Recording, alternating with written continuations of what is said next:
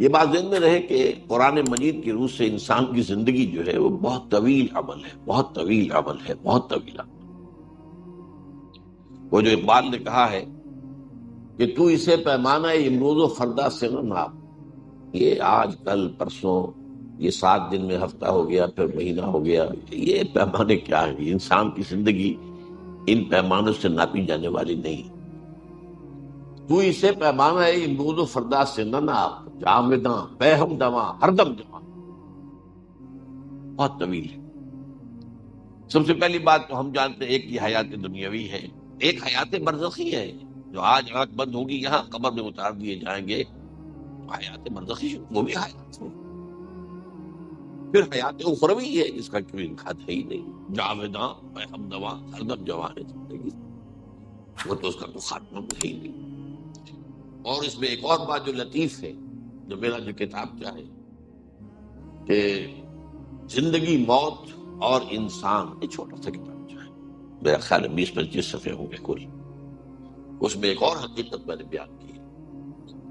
ایک زندگی اس دنیا میں آنے سے پہلے ہم گزار کے آئے، وہ زندگی تھی صرف روحانی زندگی، ارواح تھی، اجساد نہیں تھے، جسم نہیں تھے۔ اور ان ارواح سے اللہ نے عہد لیا تھا، الست بربکم قالوا بلی، ظاہر بات ہے کہ جن سے عہد لیا گیا ہے وہ کوئی معدوم شے تو نہیں تھی، وہ کوئی مردہ شے تو نہیں تھی۔ عہد تو ہوتا ہے، آپ کہتے ہیں میں بقائمی ہوش و حواس اقرار کرتا ہوں، تو بغیر کسی ہوش و حواس کے عہد کا کوئی سوال نہیں۔ تو ایک زندگی ہماری وہ تھی جو اس دنیا میں آنے سے پہلے ہم گزار چکے ہیں۔ اسی کو قرآن مجید میں سورہ مومن میں جو بیان کیا گیا، یہ پھر اس میں کتاب سے کوئی آپ پڑھیں گے تو بات پوری سمجھ میں آئے گی کہ جہنمی جو ہے یہ فریاد کریں گے، ربنا امتنا اثنتین واحییتنا اثنتین فاعترفنا بذنوبنا فهل الى خروج من سبیل۔ اے اللہ تو نے ہمیں 2 مرتبہ مارا، 2 مرتبہ زندہ کیا، تو اب یہاں سے نکلنے کی بھی کوئی شک ہے کہ نہیں؟ 2 مرتبہ مارا، اور مارا پہلے ہے امتنا اثنتین واحییتنا اثنتین، اور راہ کی تخلیق کے بعد ہمیں سلا دیا گیا، کولڈ سٹوریج میں رکھ دیا گیا، وہ پہلی موت تھی۔ پھر رحم مادر میں جب میرا حجولہ تیار ہو گیا 120 دن میں، پھر میری روح وہاں سے لا کر داخل کی گئی، اب یہ حیات دنیاوی شروع۔ پھر موت ہوگی تو یہ جسم میرا جہاں سے آیا تھا وہیں جائے گا، وہ تو زمین سے آیا تھا، منہا خلقناکم وفیہا نعیدکم، لیکن وہ روح جہاں سے آئی تھی وہاں جائے گی۔ انا للہ و انا الیہ راجعون، اور وہ حیات اخروی ہے جس کی کوئی انتہا نہیں۔ تو اسے پیمانہ امروز و فردا سے نہ ناپ، جامداں بہم دواں ہر دم جمع۔ اس میں سے یہ وقفہ تھوڑا سا کیا ہے، ایک موت پھر زندگی پھر موت۔ یہ کیوں؟ یہ چھوٹا سا وقفہ 40-50 سال 70 سال، بلکہ 70 سال بھی ہو جائیں تو ان میں سے آپ نکال دیجئے، پہلے 15-20 سال تو ابھی شعور ہی نہیں ہوتا، اور بعد میں بھی جو ہے اگر کسی کو زیادہ عمر ملے تو پھر جو ہے انسان کے حواس اور اس کے قوا جو ہے ذہنی وہ کمزور پڑ جاتے ہیں۔ تو یہ تھوڑا سا وقفہ ہے، یہ گزر حقیقت، یہ ہے ایک امتحانی وقفہ، کہ ایک 3 گھنٹے کا امتحان ہوتا تھا جو ہم دیتے رہتے تھے بیٹھ کر، ایک 30 سال کا 30 برس کا امتحان اس میں امتحان ہونے کے حیثیت سے کوئی فرق نہیں۔ بہرحال اصل بات کیا تھی، یہ دنیا اصلاً دار الجزا نہیں ہے، یہ دار الامتحان ہے۔ البتہ محاسبہ اخروی کا جو پہلا مرحلہ ہے، جب اصل جو آئے گا محاسبہ، وہ تو آخرت میں آئے گا، وہاں معاملہ یہ ہوگا کہ پہلا مرحلہ یہ ہے کہ تمام امتوں پر اس کے رسول جو بھیجے گئے تھے وہ کھڑے ہو کر ٹیسٹیفائی کریں گے کہ پروردگار تیرا جو دین، تیری ہدایت ہم تک آئی تھی، ہم نے پہنچا دی تھی۔ فَكَيْفَ إِذَا جِئْنَا مِنْ كُلِّ أُمَّةٍ بِشَهِيدٍ وَجِئْنَا بِكَ عَلَىٰ هَٰؤُلَاءِ شَهِيدًا۔ اس کے بعد پھر انڈیویجول معاملہ، اخروی حساب جو ہے اس کا پہلا مرحلہ اجتماعی ہو گیا، لیکن وہ صرف محاسبے کا نہیں، اتمام حجت کا ہے۔ کہ دیکھو تمہارے پاس ہمارا دین پہنچ گیا تھا، ہمارا پیغام پہنچ گیا تھا، اب بتاؤ تم نے کیا۔ لیکن اس کے بعد ایک ایک شخص کا حساب ہوگا، پھر اجتماعی نہیں ہوگا کہ فلاں پیر کے مرید چلے جائے، راستہ کھلا ہوا ہے، اور فلاں جو ہے کوئی دینی قائد جو ہے اس کے ماننے والے چلے جائیں، ان کے لیے یہ دروازہ کھول نہیں۔ انڈیویجول کلہم آتی ہے یوم القیامت فردا، جو بھی آئے گا قیامت کے دن اللہ کے عدالت میں کھڑا ہوگا انفراد۔ تم بتاؤ تم نے کیا کیا، تمہیں ہم نے یہ دیا یہ دیا یہ دیا۔ اور آپ کو معلوم ہے یہ کئی دفعہ میں نے بات واضح کی ہے، ہر انسان کو اللہ نے برابر چیزیں نہیں دی، کسی کو زیادہ دی ہے، کسی کو کم دی ہے۔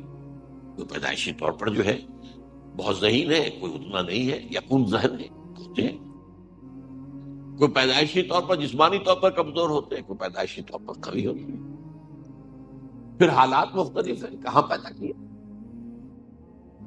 ظاہر بات ہے کہ جینز جو آپ لے کر آ رہے ہیں میں لے کر آیا ہوں وہ میرے اور ہیں، آپ کے اور ہیں، اور پھر یہ کہ جس ماحول میں میں پلا بڑھا ہوں وہ اور تھا، آپ اس میں پڑے بڑے وہ اور ہیں، یہ گیون ہے انسان کے لیے۔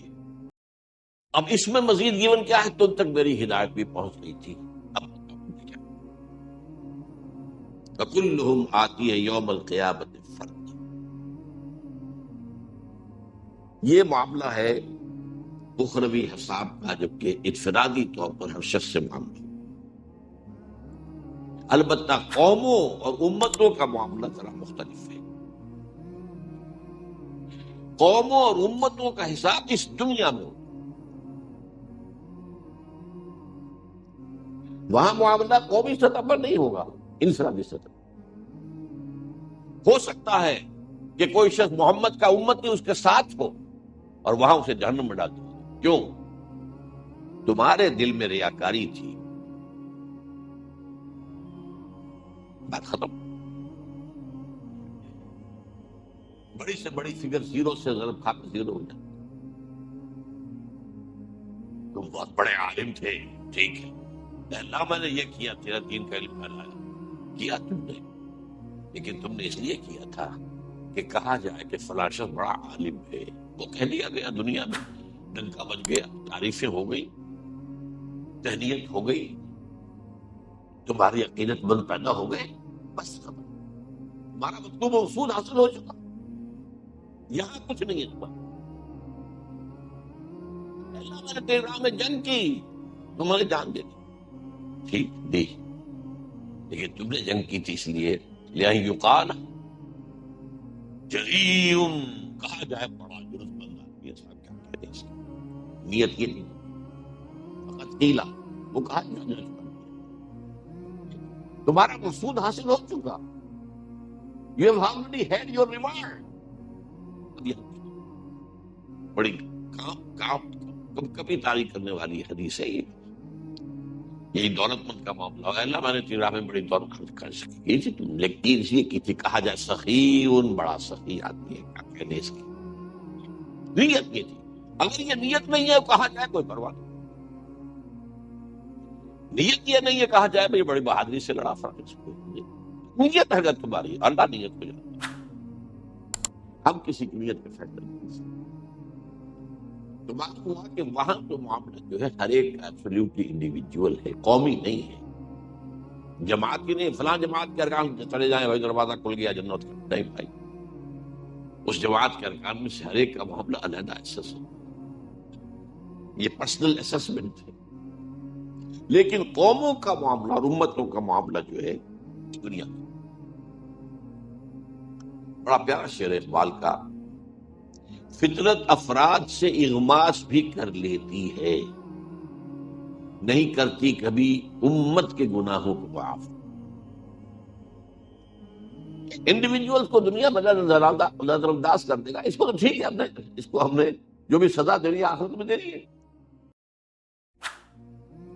قوم بحثیت قوم آخرت میں پیش نہیں ہوگی، لہذا قوم کا حساب کتاب فطرت افراد سے اغماس بھی کر لیتی ہے، نہیں کرتی کبھی ملت کی گناہوں۔ یہ جو قومی معاملات ہوتے ہیں اس میں البتہ ایک استثناء ہے، اور اس میں اول تو یہ بات نوٹ کر لیجئے کہ جب کسی قوم پر دنیا میں عذاب آتا ہے تو اس میں گیہوں کے ساتھ گھن بھی پس جاتا ہے، یہ بہار رہا ہے، گیہوں کے ساتھ گھن بھی پس گئے۔ بہت سے وہ لوگ کہ جو بالفعل جو ہیں برے کام نہیں کر رہے تھے وہ بھی پکڑے جاتے، بس ایک امید کی کرن دکھائی گئی ہے کہ اس سے بچ سکیں گے وہ لوگ کہ جو برائی سے روکتے رہے، خود بھی بچے رہے اور روکتے رہے، وہ بچے۔ انجینا الذین ینہون عن السوء، ہم نے بچا لیا ان لوگوں کو جو برائی سے روکتے رہے تھے۔ یہ واقعہ سورہ اعراف میں تفصیل سے آیا ہے۔ اصحاب السبت یہودیوں کا ایک قبیلہ تھا جو ایک ساحل پر آباد تھا، غالباً ایلات کی جو بندرگاہ کہلاتی ہے۔ اب ظاہر بات ہے کہ وہاں کیا روزی کیا تھی، مچھلیوں کا پکڑنا۔ اب ان کے ہاں ہفتے کے روز کوئی کام دنیا کا چل رہا ہے۔ حیوانات کو بھی اللہ نے شعور تو دے رکھا، مچھلیوں کو احساس ہو گیا کہ ایک دن ہفتے کا ایسا ہے جبکہ ہمیں کوئی کچھ نہیں کہتا، باقی 6 دن ہماری شامت ہوتی۔ وہ 6 دن جاتی تھی ڈیپ سی کے اندر، وہاں کون پکڑے؟ یہ آج کل کی طرح کی تو نہیں تھے ٹرالے، بڑے سینکڑوں ٹن کا ٹرالا پھر رہا ہے اور ڈیپ سی میں سے جا کر مچھلیوں کو پکڑ رہا ہے، وہ تو نہیں تھا معاملہ۔ تو ساحل کے قریب سے ہی وہ اپنے مچھرے جو بھی تھوڑا بہت ان کے پاس جال تھا اس سے پکڑتے تھے۔ تو وہ 6 دن جو ہے وہ ڈیپ سی میں چلے گئے، اور 7ویں دن جو ہے ہفتے کے روز آ کر اٹکیلیاں کر رہی ہیں، مچھلیاں اچھل رہی ہیں، کود رہی ہیں، یہ بیٹھے دیکھ رہے ہیں۔ اس میں امتحان ہو گیا، کچھ لوگوں نے ہیلا تراشا۔ اچھا ایسا کرتے ہیں کہ ہفتے کے روز جا کر گڑھے کھود لیتے ہیں سمندر کے کنارے کے ساتھ ساتھ، اور نالی بنا دیتے ہیں کہ سمندر کا پانی ان میں آ جائے، مچھلیاں بھی آ جائیں گی، پھر ہم وہ بند کر دیں گے، ہفتے کی شام تک اتوار کو جا کے پکڑ لیں گے۔ تو اتوار کو پکڑانا ہم نے، ہفتے کو تو کچھ نہیں کیا۔ یہ ہے وہ ہیلا جو مذہبی ہیلا کرتا ہے نا آدمی، ایک حکم کی اصل حکمت ختم، اس کا ڈھانچہ باقی۔ اس پر آیا قوم 3 حصوں میں تقسیم ہو گئی، ایک وہ جو بالفعل یہ کام کر رہے تھے، ایک وہ جو یہ کام نہیں کرتے تھے لیکن روکتے بھی نہیں تھے، ایک وہ جو رکے ہوئے بھی تھے اور روکتے بھی۔ تو جب عذاب آیا، انجینا الذین ینہون عن السوء، ہم نے نجات دے دی ان کو کہ جو اس بدی سے روکتے رہے تھے۔ اب دوسرا عذاب جو ہے جو دنیا میں آتا ہے، جو عذاب استیصال ہے، جو آتا رہا ہے، اب اس کا سلسلہ بند ہے سوائے ایک ماضی کے قرض کے جو ادا ہوتا ہے۔ اس کو اچھی طرح سمجھ لیجیے بات۔ عذاب استیصال کسے کہتے ہیں؟ اصل کہتے ہیں جڑ، جڑ سے اکھاڑ دیں۔ ایک تو یہ ہے کہ آپ نے کسی پودے کو کاٹ دیا، اس کا تنا ہے، اس میں پھر کوئی شاخ نکل آئے گی، پھر کوئی پتیاں آ جائے گی، آپ نے جڑ سے اکھیڑ دیا تو کچھ سمجھے۔ تو عذاب استیصال وہ ہے جو قوموں پر آیا اس انداز میں کہ ان کی جڑ کاٹ۔ اس کے لیے قرآن مجید جو الفاظ استعمال کرتا ہے وہ کیا ہے؟ کَلَّمْ يَغْنَوْا فِيهَا، ایسے ہوگا جیسے تھے ہی نہیں، جس کو ہم کہتے ہیں نسیم منسیہ۔ کہیں فرمایا لا یرا الا مساکنہم، اب ان کے مسکن تو نظر آ رہے، محل تو نظر آ رہے، تو رہنے والے نظر نہیں آتے، ان مکانوں کے مکین نہیں نظر آتے۔ سمود کے محل پہاڑوں کے اندر کھود کھود کر جو بنائے آج بھی نظر آتا، آج جا کے دیکھ لیجیے، 7000 سال پرانی شے وہ آج کی نہیں۔ You can go and see them۔ اور تیسری اصطلاح ہے فَقُطِعَ دَابِرُ الْقَوْمِ الَّذِينَ ظَلَمُوا، اس ظالم قوم کی جڑ کاٹ۔ اس لیے میں نے اس کے لیے لفظ آپ کو بھی بتایا، استیصال، ایک استحصال ہے کے ساتھ، کسی سے کوئی زبردستی فائدہ لینا، استحصال، یہ استحصالی معاشرہ، ایکسپلائٹیٹو ایکسپلائٹیشن، استیصال اصل سے جڑ سے، جڑ سے۔ یہ کن قوموں پر آتا ہے؟ یہ آیا ہے جن کے پاس اللہ کو رسول بھیج دے اور رسول اپنے قول اور اپنے عمل سے اپنی دعوت سے اتمام حجت کر دے اور قوم بحیثیت مجموعی اسے رد دے۔ اس میں پہلی بات نوٹ کیجیے، یہ انبیاء کا معاملہ یہ نہیں، رسولوں کا معاملہ، رسول کا لفظ ہے۔ جب میں آپ کو آیات میں سنا رسول بھیجا جائے معین طور پر، جاؤ ادھر، اذهب الى فرعون انه طغى، جاؤ موسیٰ فرعون کے طرف، اب یہ رسول ہے۔ حضرت یوسف اس طرح بھیجے نہیں گئے تھے، وہ نبی تھے، رسول نہیں تھے۔ سمجھ رہے ہیں میری بات؟ نبی اور رسول میں بہت فرق ہے۔ بس ایک بات جو ہے سب کے نزدیک متفق علیہ ہے، نبی عام ہے، رسول خاص ہے۔ ہر رسول تو لازماً نبی ہے، ہر نبی رسول نہیں ہے۔ اسی لیے جو مشہور ہے کہ 1.25 جو ہے انبیاء آئے ہیں دنیا میں، جبکہ رسول 313 آئے۔ بہرحال ایک قوم کی طرف اللہ نبی بھیج رہا ہے، لیکن اس کے بعد پھر بالآخر اتمام حجت کے لیے ایک رسول بھیج دیا۔ اب اس رسول کی دعوت کا بحیثیت مجموعی انکار کیا، 2 4 6 8 10 آدمی آ گئے، بس ان پر وہ عذاب استیصال۔ گویا کہ ثابت ہو جاتا ہے اس قوم میں کوئی خیر نہیں۔ میں نے کچھ دنوں پہلے آپ کو سورہ نوح کی آیات سنائی تھی، وقال نوح رب لا تذر على الارض من الكافرين ديارا انك ان تذرهم يضلوا عبادك ولا يلدوا الا فاجرا كفارا۔ اے پروردگار، اس قوم کا بیج مارا گیا، یہاں سے کسی خیر کی توقع، ان کی نسلوں میں سے بھی کوئی اب جو ہے خیر کی طرف آنے والا نہیں۔ کس درجے کی مایوسی اور کس قدر غضب۔ تو جب رسول آ گیا اور بات نہیں مانی تو پھر وہ قوم ہلاک، کأن لم یغنوا فیہا لا یری الا مساکنہم قطع دابر القوم الذین ظلموا۔ یہ معاملہ ہوا حضرت نوح کی قوم کے ساتھ، حضرت ہود کی قوم کے ساتھ، حضرت صالح کی قوم کے ساتھ، حضرت لوط کو جن شہروں کی طرف بھیجا گیا، حضرت شعیب کی قوم کے ساتھ، آل فرعون کے ساتھ۔ یہ 6 رسول جو ہیں ان کے بارے میں بار بار قرآن مجید میں ان کے معاملات آئے ہیں تکرار اور اعادے کے ساتھ۔ یہ ہے عذاب استیصال۔ اس میں بھی ایک بات تو میں نے آپ کو بتا دی کہ نبی کا معاملہ نہیں ہے، یہ رسول کا معاملہ ہے۔ چنانچہ سورہ بنی اسرائیل میں فرمایا وما كنا معذبین حتی نبعث رسولا۔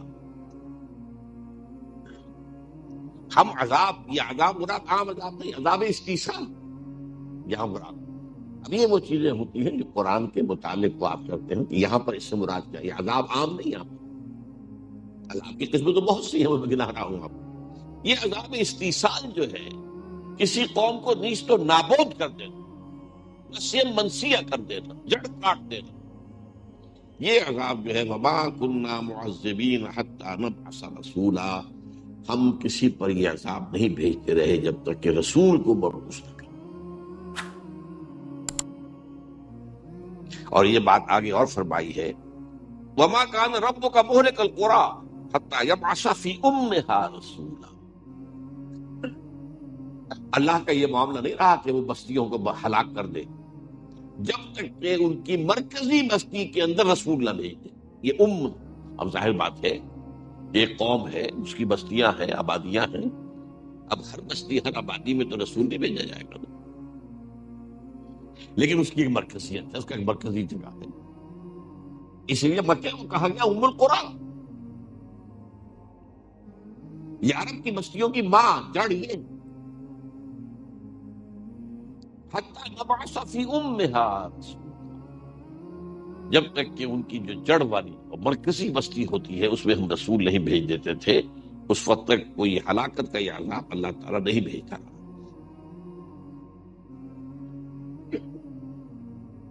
یہ عذاب بھی ایک اور بات جو قرآن سے معلوم ہوتی ہے سورہ سجدہ سے، ایک دم نہیں آ جاتا۔ رسول ہے، دعوت دے رہا ہے، بات ابھی پہنچ رہی ہے، کچھ تک پہنچ گئی ہے، کچھ تک ابھی نہیں پہنچی ہے، لیکن اس دوران میں اللہ چھوٹے چھوٹے عذاب بھیجتا رہتا ہے تاکہ ہوش میں آ جائے. جاگ سکتے ہو تو جاگ جائے. آسانیوں سے عیش ہے، کھانے کو آ رہا ہے، یاتی رزقھا رغدا من کل مکان، رزق بھی چلا آ رہا ہے، کھا رہے ہیں، تو آدمی کے اندر ظہور پیدا ہو جاتا ہے، غفلت پیدا ہو جاتی ہے.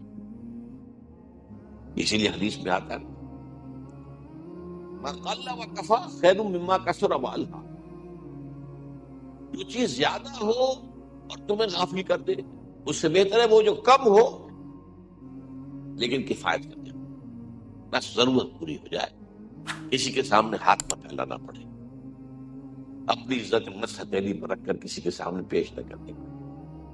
ما قل ہو کم، ما قل وکفا خیر مما کثر وال، یہ بہتر ہے اس سے کہ جو کثیر ہو لیکن اس کثرت کی وجہ سے غفلت آ جائے، الہا ہو جائے.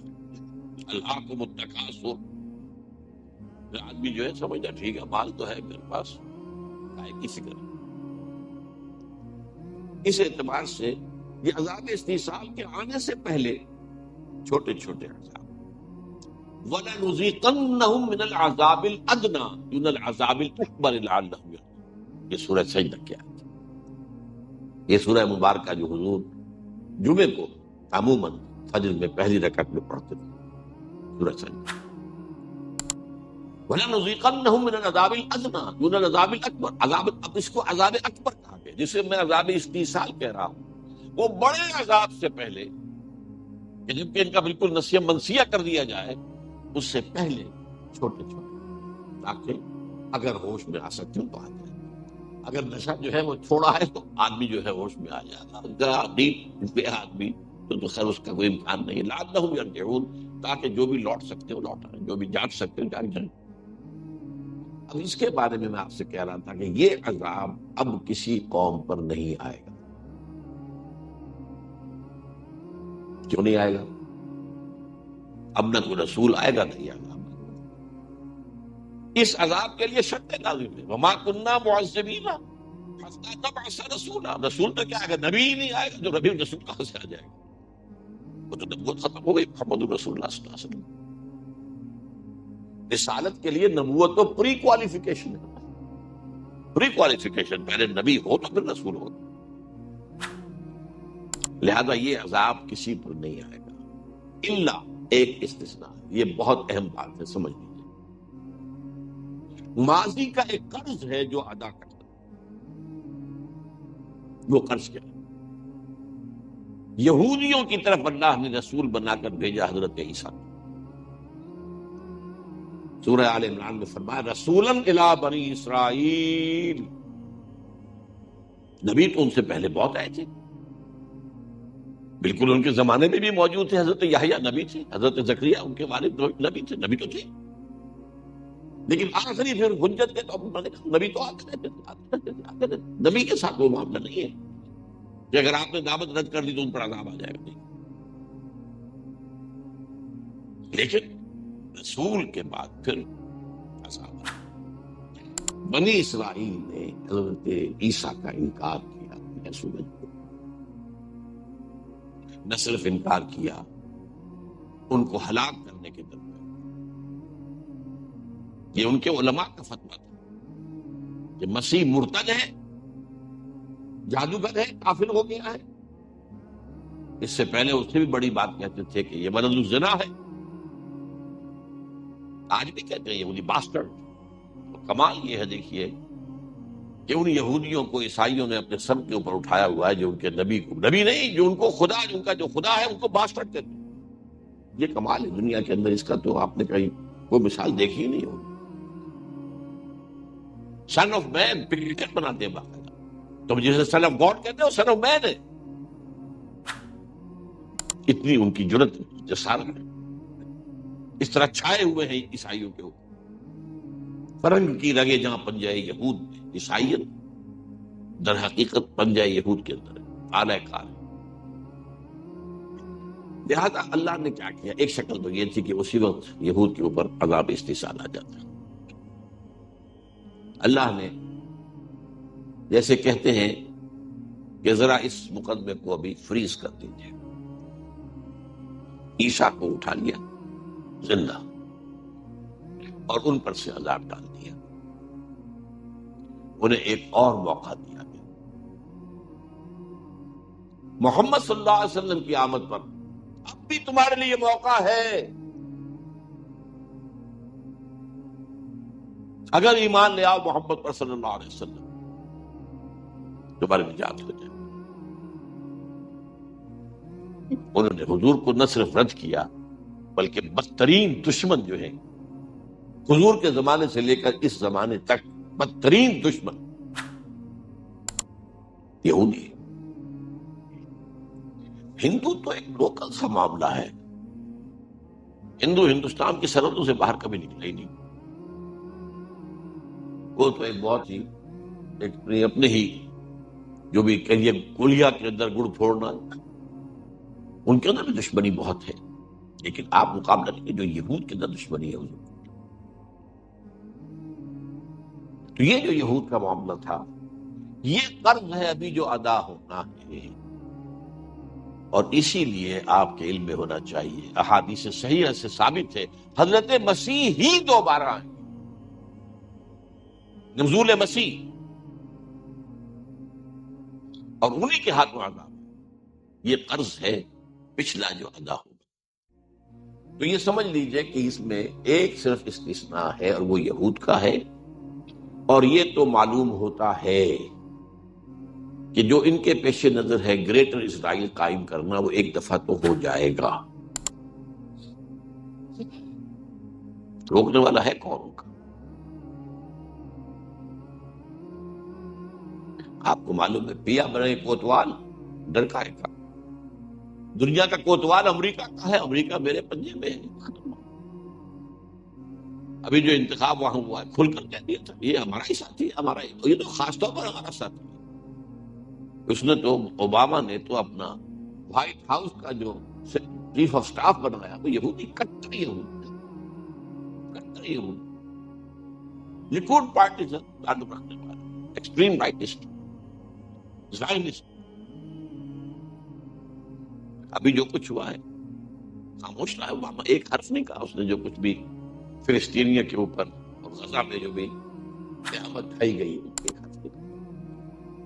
دو باتوں کے بارے میں وہ پازیٹیو رہا ہے، اسرائیل کا ساتھ اور افغانستان میں رہنا ہے، اور پاکستان کا بھی برکس نکال دینا ہے اگر بات نہیں آتی.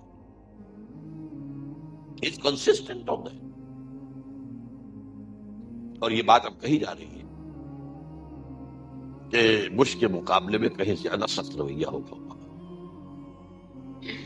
اس لیے کہ امریکن ایڈمنسٹریشن کا یہ خیال تھا کہ جتنے پیسے ہم سے لے رہا ہے تو اتنا کام اصل میں کر نہیں رہا، بلکہ پاکستانی فوج کا ایک عنصر ہے کہ جو طالبان کو سنبھال کے رکھنا چاہتا ہے مستقبل کے لیے، کہ آئندہ یہ ہمارے ساتھی بن سکیں گے اور ہمارے مددگار بن سکیں گے. بہرحال یہ ایک میرے آج کے موضوع سے علیحدہ بات ہوتی، میں صرف آپ کو یہ بتا رہا تھا کہ یہ استثناء ہے کہ وہ عذاب استحصال اب کسی اور قوم پر نہیں آ سکتا، اس لیے کہ نہ نبی آئے گا، نہ رسول آئے گا، نہ عذاب استحصال آئے گا. وما كنا معذبین حتی نبعث رسولا. اور وہ جو میں نے آپ کو آیت سنائی دوسری، وما كان ربك مهلك القرى حتى يبعث في امها رسولا، سوائے اس کے کہ یہودیوں کا گریٹر اسرائیل بنے گا، لیکن یہی greater graveyard of the Jews. احادیث میں کھلی خبریں موجود ہیں، واضح خبر. وہ آخری عذاب استحصال ان پر آنا ہے.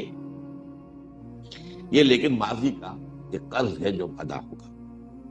اب آئیے اگلے جو آئٹم ہے، رسولوں کی امتوں پر عذاب. ایک تو وہ ہے جو رسولوں کا جنہوں نے انکار کیا، بالکل یہ انکار کر دیا تو ختم.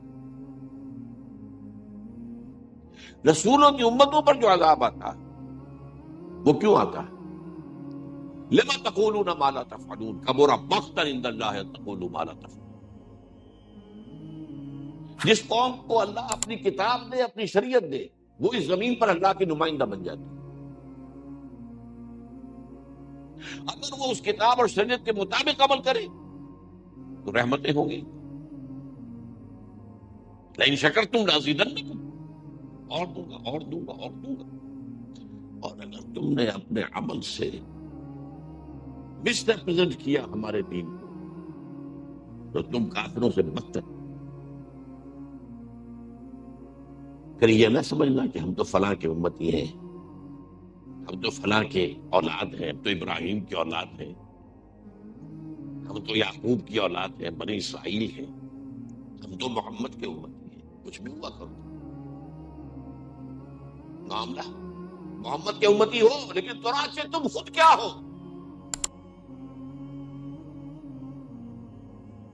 یہ عذاب جو ہے اس کو اچھی طرح ہمیں جو سمجھنا ہے وہ یہ عذاب ہے. اس عذاب کے بارے میں جان لیجئے کہ اس میں دو اس کی شقیں ہیں. ایک عمومی جو پوری امت کے اوپر آ جاتا، وہ کیا ہے؟ ذلت اور مسکنت، کمزوری اور کم ہمتی. یہ مانوی شے ہے، یہ مادی شے نہیں، یہ مانوی شے. کمزوری اور کم ہمت. اور دوسرا عذاب ہوتا ہے قتل و غارت، دشمنوں کے ہاتھوں شکست، قتل غارت. یہ عذاب ہے وقتاً فوقتاً وقتاً فوقتاً وقتاً فوقتاً. یہ بھی. اب آپ اس کی جو کلاسیکل ایگزامپل ہے، اپنی بات میں براہ راست کر دوں گا تو آپ کے جذبات کو ٹھیس لگے گی، شاید آپ اس سے ناراض بھی ہو جائیں. امت محمد کے بارے میں یہ باتیں کرتا ہے صلی اللہ علیہ وسلم. اسی لیے ایک شعر بھی میں نے کوٹ کیا ہے، خوش طرح باشد کے چھرے دل براں، گفتہ آیت در حدیث دیگراں. کسی اور کی بات میں وہ بات کہہ دی جائے تو پھر آدمی کے لیے اپنے لیے بھی اس کو قبول کرنا آسان ہوتا. ہم سے پہلی امت تھی امت بنی اسرائیل، امت موسیٰ. موسیٰ صاحب کتاب تھے اور صاحب شریعت تھے. عیسیٰ صاحب شریعت نہیں تھے، صاحب کتاب تھے. عیسیٰ اصل میں وہی بنی اسرائیل کے سلسلے کی کڑی ہے، وہ علیحدہ نہیں ہے. امت دو ہی ہے، امت موسیٰ، امت محمد صلی اللہ علیہ وسلم. اب آپ نوٹ کیجئے امت موسیٰ کے بارے میں قرآن 4 دفعہ کیا بات کرتا ہے. سورہ بقرہ میں 2 دفعہ، یا بنی اسرائیل اذکروا نعمتی التی انعمت علیکم وانی فضلتکم علی العالمین.